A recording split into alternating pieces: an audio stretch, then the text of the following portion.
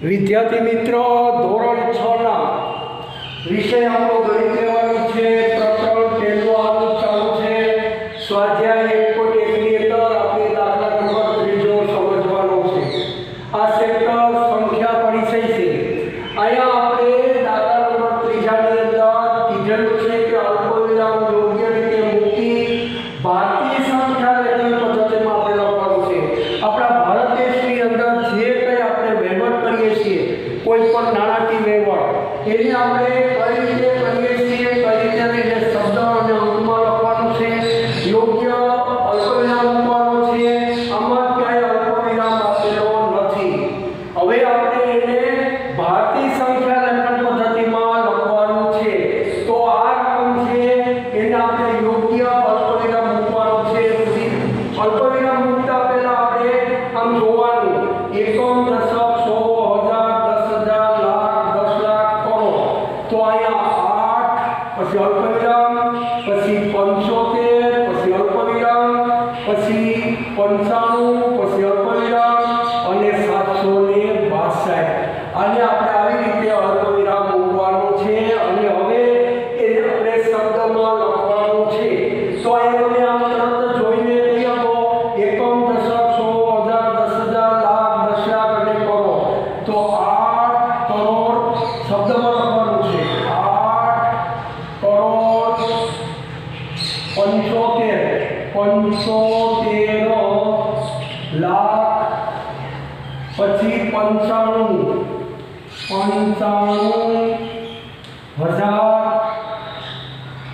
હજાર, પછી 700, 62.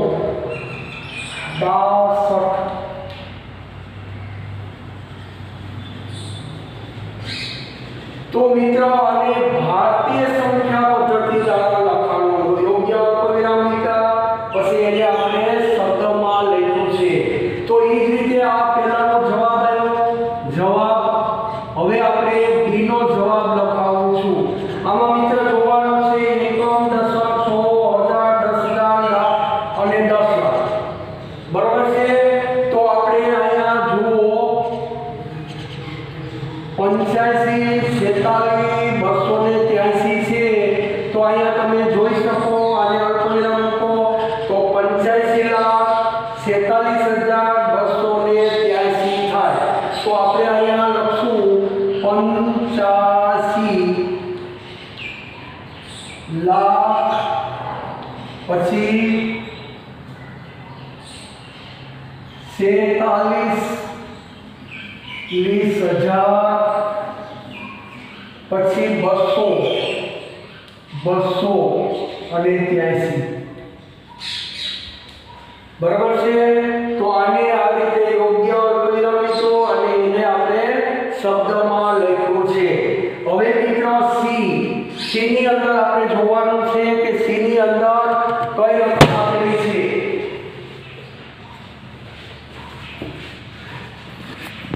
તો સી ની અંદર આપણે બરાબર જોવાનું છે ખાસ કે સી ની અંદર કઈ રકમ આપેલી છે અને તેને આપણે અલ્પવિરામમાં મૂકવાનું છે. તો સી ની અંદર આપણી પાસે 99, પછી 90, 1, 2 અને 3 મીંડા છે અને 46. બરાબર છે. તો અહીંયા આપણે વાંચીએ એકમ, દશક, સો, હજાર, 10,000, લાખ, 10 લાખ અને કરોડ. આ રકમને હવે આપણે જવાબ લખવાનો છે. જવાબ. તો કે આને આપણે અલ્પવિરામની નિશાની મૂકવાની છે. ક્યાં મૂકવાની? તો જુઓ, અહીંયા 9, પછી અલ્પવિરામ, પછી અલ્પવિરામ, 0, 0 અને 46. તો તમે જોઈ શકો એકમ, દશક, સો, હજાર, 10,000, લાખ અને 10 લાખ. હજી એક 9 રકમ જોઈએ. બરોબર. 99, 98 રકમમાં ભરજો. રકમમાં ભૂલ છે. એક જ મિનિટ. રકમમાં સી ની અંદર જુઓ તો 99, પછી 98, 99, 98,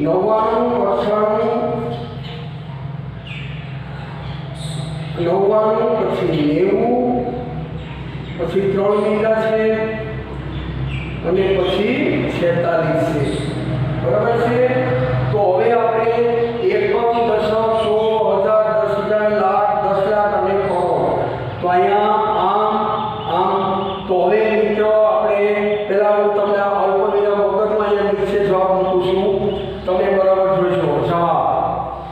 જવાબ તો કે 9 કરોડ 99 લાખ, પછી 00, પછી અલ્પ વિરામ, પછી 46, બરાબર છે। રકમ બરાબર જોઈ લો, બરાબર છે। તો હવે આપણે આને શબ્દમાં લખવાનું છે, તો કે 9 કરોડ પછી 99 લાખ, 99 લાખ અને પછી હજારમાં કંઈ આપ્યું નથી એટલે ડાયરેક્ટ 46। મિત્રો આને આપણે શબ્દમાં અંકમાંથી અંકમાં અલ્પવિરામ મૂકવાનો છે અને પછી એને આપણે એને શબ્દમાં લખવાનું છે। ફરીથી આપણે આખો દાખલો જોઈ લઈએ, 3 દાખલા A, B અને C। અહીંયા આપણે ભારતીય સંખ્યા પદ્ધતિમાં આપણે જવાબ લખવાનો છે। આપણા ભારત દેશની અંદર જે કંઈ નાણાકીય વહીવટ થાય છે એ કેવી રીતે થાય છે, તો કે આ રીતે થાય। આ રકમ આપી છે એને આપણે યોગ્ય નિશાની મૂકવાની છે અલ્પવિરામની, એટલે કે એનું સ્થાન શું છે, આ 8 નું સ્થાન શું છે, આ 75 નું સ્થાન શું છે, આ 95 નું સ્થાન શું છે અને આ 762 છે એનું સ્થાન શું છે, એને આપણે શબ્દમાં લખવાનું છે। તો આને 8 કરોડ કહેવાય, પછી 75 લાખ કહેવાય, પછી 95,000 કહેવાય અને 762। આ મિત્ર આમાં અલ્પવિરામ આપ્યો નથી એટલે મેં અહીંયા અલ્પવિરામ કરી અને એનો જવાબ તમને B નો લખ્યો છે। આ B ની રકમ અહીંયા મેં ડાયરેક્ટ આ રકમ આપેલી છે એનો મેં ડાયરેક્ટ અહીંયા જવાબ આપણે લખ્યો છે B નો જવાબ। અને અહીંયા તમને હું રકમ લખી દઉં તો તમને ખ્યાલ આવે, 85, 46, 283, બરાબર છે। તો અહીંયા આ રીતે રકમ લખાઈ ગયા પછી એને યોગ્ય અલ્પવિરામ મૂકવાનું છે અને પછી અલ્પવિરામ મુકાઈ ગયા પછી એને આપણે શબ્દમાં લખવાનું છે। તો 85 લાખ 46,283 લખ્યા। એ જ રીતે C ની અંદર આવી રીતે રકમ આપેલી છે, ક્યાંય પણ તમે જો ક્યાંય અલ્પવિરામ એટલે કે સ્થાન બતાવ્યું નથી, તો આપણે પહેલા રકમ જોઈ લેવાની, એકમ, દશક, સો, હજાર, 10,000, લાખ, 10 લાખ, કરોડ, એટલે આ કરોડ પછી બે રકમ પછી અલ્પવિરામ, પછી પાછા બે રકમ પછી અલ્પવિરામ મૂકવાનું। તો અહીંયા જુઓ 9 કરોડ 99 લાખ અને 46।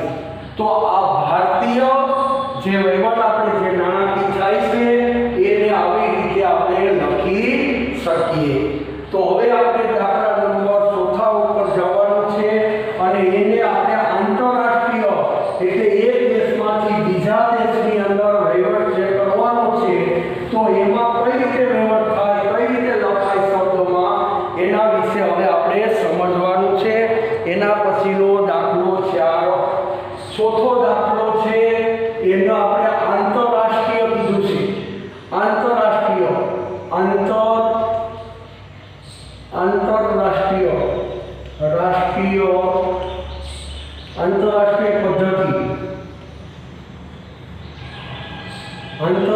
પદ્ધતિ પ્રમાણે, બરાબર છે। એટલે આંતરરાષ્ટ્રીય કોને કહેવાય, એક દેશમાંથી બીજા દેશની અંદર જે આપણે કઈ વહીવટ કરીએ તો એમાં નાણાકીય વહીવટ કઈ રીતે કરવાનો, એને કઈ રીતે બોલાય એ આપણે લખવાનું છે।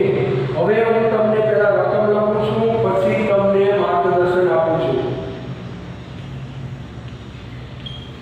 મિત્રો ખાસ ધ્યાન રાખજો, આંતરરાષ્ટ્રીયમાં આપણે મિલિયનનો ઉપયોગ કરવાનો છે, બરાબર છે। તો આપણે અહીંયા જુઓ એકમ, દશક, સો, હજાર, 10,000, લાખ, 10 લાખ અને અહીંયા એવા કરોડ, એટલે અહીં બે ભેગા, બરાબર છે। પછી અહીંથી 3 ભેગા, અહીંયા આપણે આંતરરાષ્ટ્રીય છે એટલે ધ્યાન રાખજો અહીંયા આપણે 78 મિલિયન થશે, બરાબર છે। કારણ કે તમને મેં કીધું કે 1 મિલિયન એટલે 10 લાખ. આપણે આગળ ખાલી જગ્યામાં મેં તમને સમજાવ્યું હતું. તો 10 લાખ એટલે અહીંયા જો એકમ, દશક, સો, હજાર, 10,000, લાખ, 10 લાખ એટલે આ રકમ બે ભેગી એટલે આને કહેવાય મિલિયન. એટલે 78 મિલિયન 78 મિલિયન. પછી તો કે 921 એને હજાર કહેવાય. 921,000 અને પછી કહેવાય 92. મિત્રો અને આવી રીતે આંતરરાષ્ટ્રીય પદ્ધતિમાં આવી રીતે લખવાનું છે. એટલે કે 78 મિલિયન 921,000 પછી છેલ્લા 92 છે એટલે એને કહેવાય 92. તો અહીંયા આપણે આંતરરાષ્ટ્રીય પદ્ધતિમાં ડાયરેક્ટ આપણે જવાબ લખ્યો છે. આ રકમ બે ભેગી લખી છે. મિત્રો રકમ આવી રીતે છે, એમાં ક્યાંય પણ નિશાની બતાવી નથી. એટલે આપણે એને યોગ્ય અલ્પવિરામ પહેલા મૂકવાનું છે અને પછી એને શબ્દમાં બતાવવાનું છે કે આંતરરાષ્ટ્રીય વ્યવહાર કઈ રીતે થાય એનું. હવે આપણે બીજો દાખલો એમાં જોઈએ. તો બીજો દાખલો કઈ રીતે આપ્યો છે? જો આમાં A B C છે તો અહીંયા તો હવે B માં જુઓ. B ની અંદર 4 7 4 5 2 2 8 3 આમ આપ્યું છે. હવે આપણે અહીંયા જોવાનું છે આ રકમ છે પહેલા આપણે યોગ્ય નિશાની પસંદ બતાવો કયા જગ્યાએ મૂકવાની છે એ આપણે જોવાનું છે. તો જો એકમ, દશક, સો, હજાર, 10,000, લાખ અને 10 લાખ એટલે આને મિલિયન કહેવાય. અને આવી રીતે અને 283 એટલે કે 7,452,283. આ રીતે આપણે યોગ્ય નિશાની અલ્પવિરામ મૂકવાનું છે. તો અહીંયા આપણે લખશું 7 મિલિયન મિલિયન 452,000 અને 283. બરાબર છે? આ રીતે આપણે આંતરરાષ્ટ્રીય પદ્ધતિની અંદર લખવાનું છે. બરાબર છે? તો હવે આપણે આગળ જઈએ. હવે દાખલા નંબર C ઉપર જવાનું છે.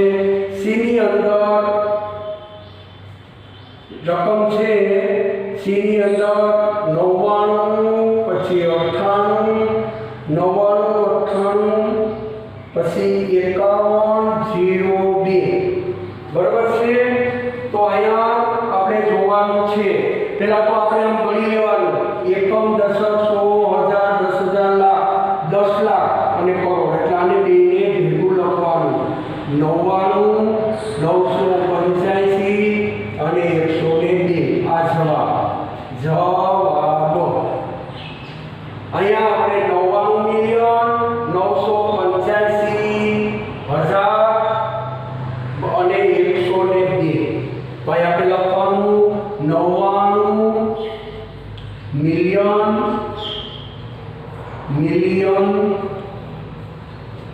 102.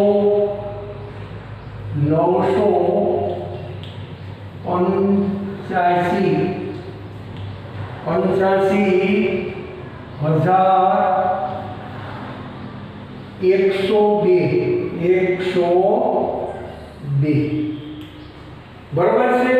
તો અહીંયા આ રીતે લખી શકાય. આ રકમમાં માંગી હોય આમાં કોઈ યોગ્ય અલ્પવિરામ આપેલો ન હોય અને યોગ્ય અલ્પવિરામ લીધી અને પછી એને શબ્દમાં આ રીતે આપણે લખી શકીએ.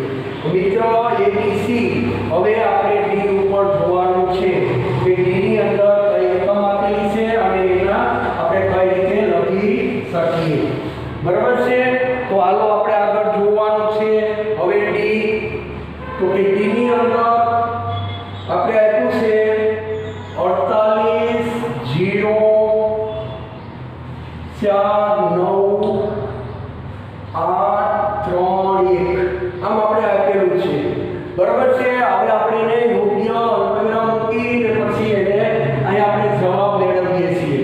જવાબ એકમ દશક 100 1000 10,000 લાખ 10 લાખ કરોડ એટલે આ બે ભેગું એટલે 48 પછી 0 4 9 પછી અલ્પવિરામ અને 831 આ રીતે આંતરરાષ્ટ્રીય સ્થાનનું કહેવાય। તો આપણે લખશું 48 મિલિયન મિલિયનો 48 મિલિયન પછી 49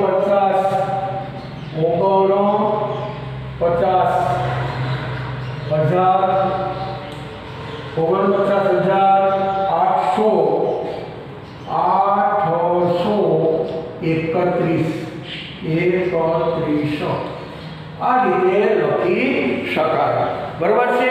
તો ખાસ વિડિયો, બરાબર છે। આ રીતે આપણે પહેલા ભારતીય જે આ વહીવટ કરીએ છીએ એને કઈ રીતે અલ્પવિરામ મૂકવું, પછી આંતરરાષ્ટ્રીય છે એના વિશે આપણે હવે લખ્યું છે।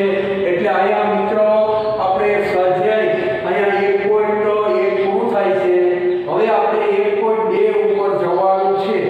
1.2 ની અંદર આપણે રકમમાં તમે જોઈ શકો કે 1.2 ની અંદર કઈ રીતે દાખલા છે એના વિશે હું તમને સમજાવું છું। તો અહીંયા 1.2 ની અંદર અહીંયા આપણી પાસે શાળાની અંદર 4 દિવસ માટે એક પુસ્તક પ્રદર્શન કરવામાં આવ્યું। કોઈ પુસ્તકનું પ્રદર્શન એટલે શું, એક મેળો, પુસ્તક મેળો ગોઠવવામાં આવ્યો અને એમાં જુદા જુદા પુસ્તકો મૂકેલા હોય અને એ 4 દિવસની અંદર જે કંઈ પુસ્તક વેચાયા હોય એ વેચાયેલા કુલ કેટલા પુસ્તકો વેચાણા એનો અહીંયા આપણે વાત કરી છે। તો અહીંયા આ પુસ્તક પ્રદર્શન યોજવામાં આવ્યું છે। કાઉન્ટર પર પહેલા દિવસે, બીજા દિવસે અને ત્રીજા દિવસે અને અંતિમ દિવસે વેચવામાં આવેલી ટિકિટો છે। પુસ્તક પ્રદર્શન માટેની ટિકિટો છે, એ કેટલી ટિકિટ વેચાણી છે એ આપણે અહીંયા કહેવાનું છે અને આ રીતે અંતિમ દિવસે વેચવામાં આવેલી ટિકિટોની સંખ્યા પહેલા દિવસે, તો કે જો હું તમને આ દાખલા નંબર પહેલો છે એની અંદર પહેલા ખાલી રકમ તમે સમજી લેજો, ખાલી એમાંથી જરૂર છે એ રકમ હું લખું છું। પહેલા દિવસે એટલી ટિકિટ વેચાણી, બીજા દિવસે 1812 ટિકિટ વેચાણી અને ત્રીજા દિવસે 2050 ટિકિટ વેચાણી અને ત્રીજા દિવસે ચોથા દિવસે 2751 ટિકિટ વેચાણી છે। તો અહીંયા 4 દિવસની અંદર કુલ કેટલી ટિકિટો વેચાણી છે એ આપણે કહેવાનું છે।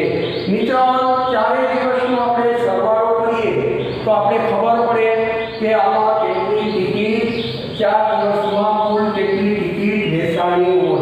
તો આપણે દાખલો કરીએ તો આપણે આમ લખી શકીએ 994 પહેલા દિવસે વેચાયેલો ટિકિટો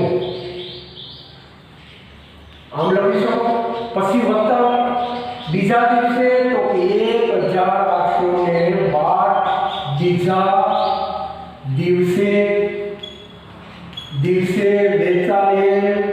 વેચાયેલ ટિકિટો અને વત્તા ત્રીજા દિવસે 2050 ત્રીજા દિવસે વેચાયેલો ટિકિટો નંબર 4 છેલ્લા દિવસે તો કે 2751 એ આપણે ચોથા દિવસે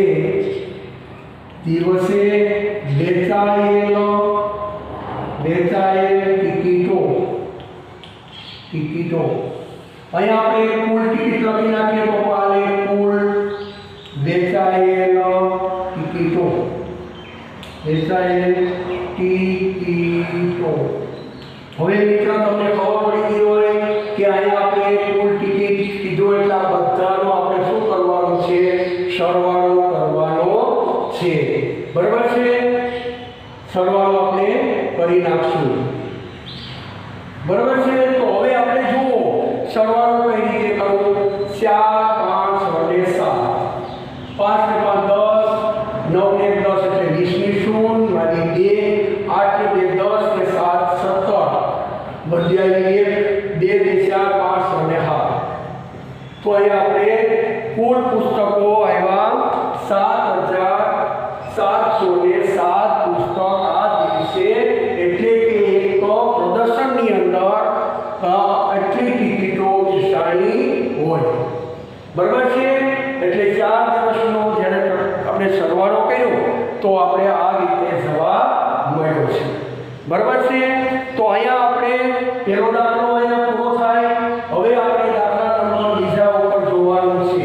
તો કે બીજા દાખલાની અંદર શું આપ્યું છે એ આપણે જોઈએ. તો કે શેખર એક પ્રખ્યાત ક્રિકેટર ખેલાડી છે. તેણે ટેસ્ટ મેચોમાં અત્યાર સુધીમાં 6980 રન બનાવ્યા છે.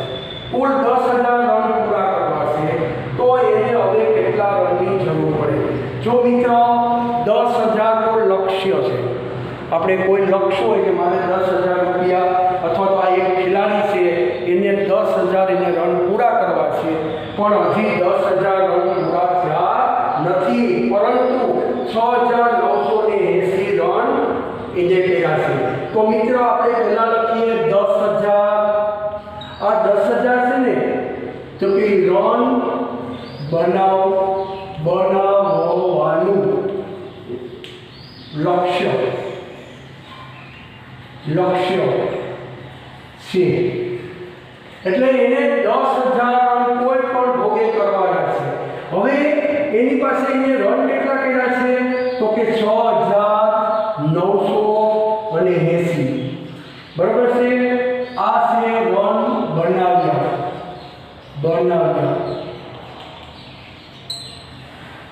હવે રન બાકી કેટલા રહ્યા?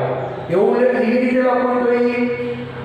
લખવા તો રન બનાવવાની જરૂર, રન બનાવવા માટે જરૂરી. હવે કેટલા રન એને બનાવવા પડે? એ શું કરવાનું? હકીકતમાં એને 10000 રન કરવાના છે. બરાબર છે? એમાંથી અત્યાર સુધીમાં એને 6980 રન બનાવ્યા છે. તો 10000 માંથી 6980 આપણે વાત કરીએ તો આપણે ખબર પડે કે હવે આ ખેલાડીને હવે કેટલા 10000 રન બનાવવા માટે હવે એને કેટલા રન બાકી રહ્યા છે. તો જો 0 ના 0, અહીંથી 10 બોલી દો, અહીં 9 9 અને 10 માંથી 8 જાય તો 2, 9 માંથી 9 0, 9 માંથી 3 જાય 6 જાય તો 3020 રન હવે એને બાકી બનાવવાના છે.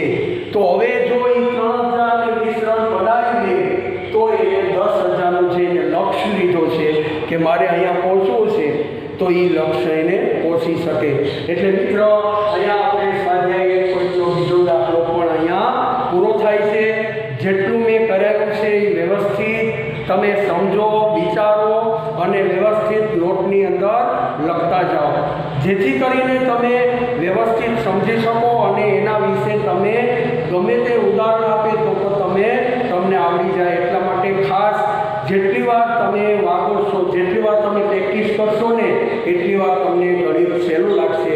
એટલે ખાસ જેટલું અમે અહીંયાથી ગણાવીએ એ વ્યવસ્થિત ગણો, પ્રેક્ટિસ કરો અને સતત પ્રેક્ટિસ કરશો તો તમને 100% તમને જે શીખવાડ્યું છે એ તમને